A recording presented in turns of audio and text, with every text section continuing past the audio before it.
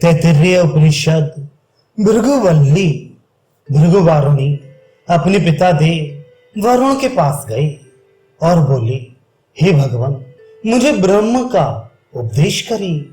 देव वरुण ने उनसे कहा, अन्न, प्राण, चक्षु, श्रोत्र, मन और वाणी, ये सब उस ब्रह्म की प्राप्ति के साधन हैं। ये समस्त प्राणी जिससे उत्पन्न होते हैं, जिसके आश्रय से जीवन जीते हैं और अंत में इस लोक से प्रयाण कर जिसमें लय होते हैं, उस ब्रह्म को तत्वतः जानने की जिज्ञासा करो। वही ब्रह्म है। इस प्रकार जानकर भृगु ऋषि तप करने लगे। तप करने के अनंतर उन्हें बोध हुआ कि अन्न ही ब्रह्म है। निश्चय सभी प्राणी अन्न से ही उत्पन्न होते हैं। उत्पन्न प्राणी अन्न से ही जीवित रहते हैं और अंत में मृत्यु आने पर इस लोक से प्रयाण कर अन्न में ही प्रविष्ट होते हैं। ऐसा जानकर वे पुनः अपने पिता वरुण देव के पास गए। उनके द्वारा पूर्ण समर्थन न मिलने पर पुनः भृगु ऋषि बोले, भगवान, तो ब्रह्म क्या है?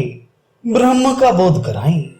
उन्होंने कहा, तप से ब्रह्म को तत्वतः जानने की जिज्ञासा करो, तप ही ब्रह्म है। अतः भृगु ऋषि पुनः तप करने लगे। तप करने के अनंतर उन्हें बोध हुआ कि प्राण ही ब्रह्म है। यथार्थ में सभी प्राणी प्राण से ही उत्पन्न होते हैं। उत्पत्ति के बाद प्राण से ही जीवित रहते हैं और अंत में इस लोक से प्रयाण कर प्राण में ही प्रविष्ट होते हैं।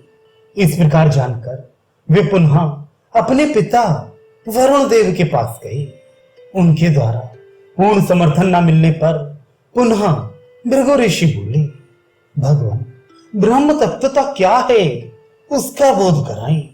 उन्होंने कहा, तप से ब्रह्म को तत्वतः जानो, तप ही ब्रह्म है। ऐसा जानकर भृगु ऋषि तप करने लगे। तप करने के अनंतर उन्होंने जाना कि वास्तव में मन से ही समस्त प्राणी उत्पन्न होते हैं। उत्पन्न होकर मन से ही जीवन जीते हैं और अंत में इस लोक से प्रयाण कर मन में ही प्रविष्ट होते हैं। ऐसा जानकर भृगु ऋषि पुनः अपने पिता वरुण देव के पास गए।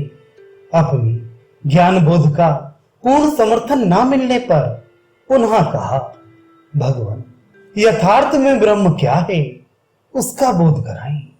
देव वरुण ने कहा, तप से उस ब्रह्म के यथार्थ स्वरूप को जानो, तप ही ब्रह्म है। भृगु ऋषि पुनः तप करने लगे। तप करने के अनंतर उन्होंने जाना कि वास्तव में विज्ञान से ही समस्त प्राणी उत्पन्न होते हैं। उत्पत्ति के बाद विज्ञान से ही जीवन जीते हैं। अंत में प्रयाण करते हुए विज्ञान में ही प्रविष्ट हो जाते हैं। इस प्रकार जानकर वे पुनः अपने पिता वरुण देव के पास गए। अपने बोध का पूर्ण समर्थन न मिलने पर उन्होंने पुनः कहा, भगवान, यथार्थ में ब्रह्म क्या है?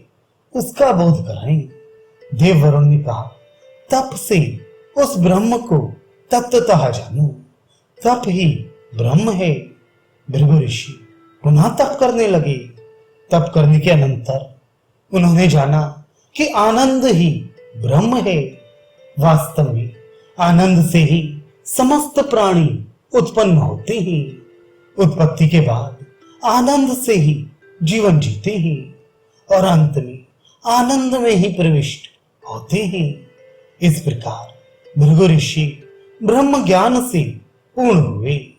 भृगु ऋषि द्वारा अनुभूत तथा देव वरुण द्वारा वर्णित ये ब्रह्म विद्या परम व्योम व्यापक आकाश में प्रतिष्ठित है। इस प्रकार जो साधक ब्रह्म के आनंद स्वरूप को जानता है, वह प्रचुर अन्न, पाचन शक्ति, प्रजा, पशु, ब्रह्म वर्चस्व तथा महान कीर्ति से संपन्न होकर महान हो जाता है। अन्न की निंदा ना करे, वह व्रत है। प्राण ही अन्न है। शरीर उस अन्न का भक्षण करने वाला है। शरीर प्राण के आश्रय में स्थित है और प्राण शरीर के आश्रय में अधिष्ठित है। इस प्रकार अन्न में ही अन्न प्रतिष्ठित है। जो साधक इस रहस्य को जानता है वह उसी में प्रतिष्ठित हो जाता है। वह साधक अन्न पाचन शक्ति प्रजा पशु ब्रह्म वर्चस्व तथा महान कीर्ति से संपन्न होकर महान हो जाता है। अन्न का कभी तिरस्कार ना करे, वह व्रत है। जल ही अन्न है। तेजस अन्न का भोग करने वाला है। जल में तेजस स्थित है और तेजस में जल अधिष्ठित है। इस प्रकार अन्न में ही अन्न प्रतिष्ठित है। जो साधक अन्न में अन्न प्रतिष्ठित है, इस रहस्य को जानता है, वह अन्न रूपी ब्रह्म में अधिष्ठित होता है। वह अन्न आदि साधन पाचन शक्ति संतान पशु ब्रह्म वर्चस्व और कीर्ति से समृद्ध होकर महान हो जाता है। अन्न को बढ़ाएं, वह एक व्रत है। पृथ्वी अन्न है। आकाश पार्थिव अन्न का आधार रूप होने से उसका भोक्ता है। पृथ्वी में आकाश स्थित है और आकाश में पृथ्वी अधिष्ठित है। इस प्रकार अन्न में अन्न स्थित है। जो विद्वान इस रहस्य को जानता है वह उसी अन्न रूपी ब्रह्म में प्रतिष्ठित होता है। वह अन्न आदि पदार्थ पाचन शक्ति संतान पशु ब्रह्म वर्चस्व और कीर्ति से समृद्ध होकर महान हो जाता है। घर में आए हुए अतिथि को तिरस्कृत ना करें, ये एक व्रत है। जिस प्रकार बने बहुत सा अन्न प्राप्त करें, जिससे सर्वदा अतिथि सेवा में तत्पर रहे। यदि उसे अधिक आदर और प्रेम से भोजन कराएं तो स्वयं को अधिक आदर सहित अन्न मिलता है। यदि मध्यम श्रेणी के आदर और प्रेम से भोजन कराएं तो मध्यम श्रेणी के आदर सहित स्वयं को अन्न प्राप्त होता है। यदि निम्न श्रेणी के आदर और प्रेम से भोजन कराएं तो स्वयं को निम्न श्रेणी के आदर सहित अन्न प्राप्त होता है। जो इस तथ्य का ज्ञाता है वह अतिथि का उत्तम आदर करता है। वह परमात्मा वाणी में रक्षक शक्ति के रूप में है। प्राण और अपान में प्रदाता और रक्षक दोनों में सामर्थ्य वाला है। वह हाथों में कर्म करने की शक्ति, पैरों में गति सामर्थ्य, गुदा में विसर्जन शक्ति के रूप में स्थित है। यह उस ब्रह्म की मानुषी सत्ता का वर्णन है। अब उसकी दैवी सत्ता का वर्णन करते हैं।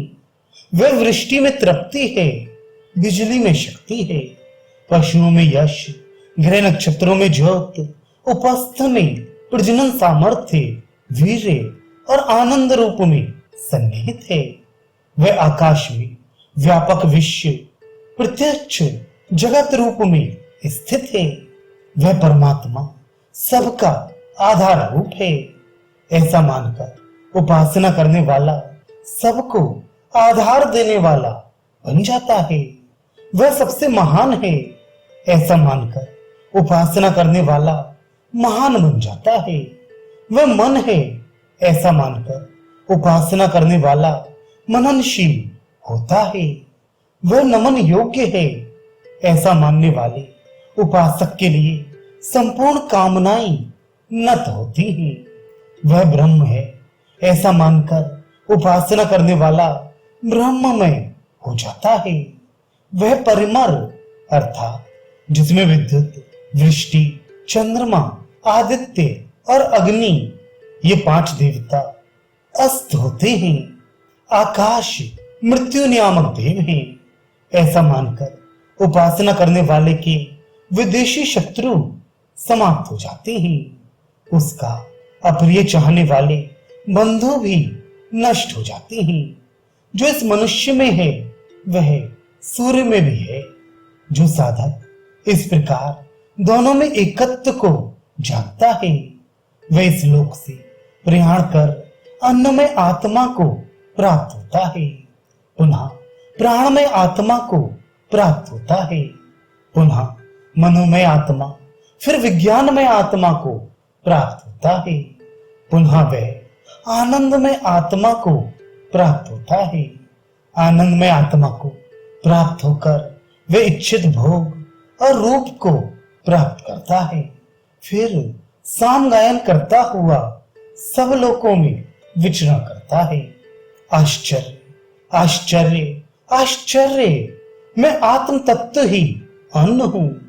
आश्चर्य है कि मैं आत्मा ही अन्न का उपभोग करने वाला हूं। आश्चर्य है कि मैं आत्मा ही इनका संयोजक हूं। मैं ही श्लोककृत मंत्र दृष्टा हूं। मैं ही श्लोककृत हूं। मैं इस प्रत्यक्ष सत्य रूप जगत के प्रथम उत्पत्ति करता, हिरण्यगर्भ आदि अमर देवों के भी पूर्व स्थित अमरत्व का केंद्र हूं। जो मुझे देता है वह देकर मेरी रक्षा करता है। मैं अन्न रूप होकर अन्न भक्षक का भी भक्षण कर लेता हूं। मैं संपूर्ण भवनों को नगण्य रूप अनुभव करता हूं। मेरा तेज सूर्य के समान है। इस प्रकार का बोध करने वाला विद्वान वैसे ही सामर्थ्य वाला होता है। इस प्रकार यह उपनिषद पूर्ण हुआ।